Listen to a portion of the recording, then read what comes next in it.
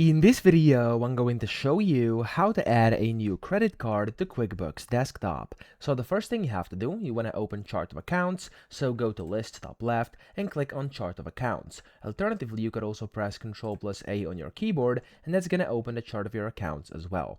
Now you want to create a new account by going down here to the bottom left, clicking on Account, and then clicking on New up top.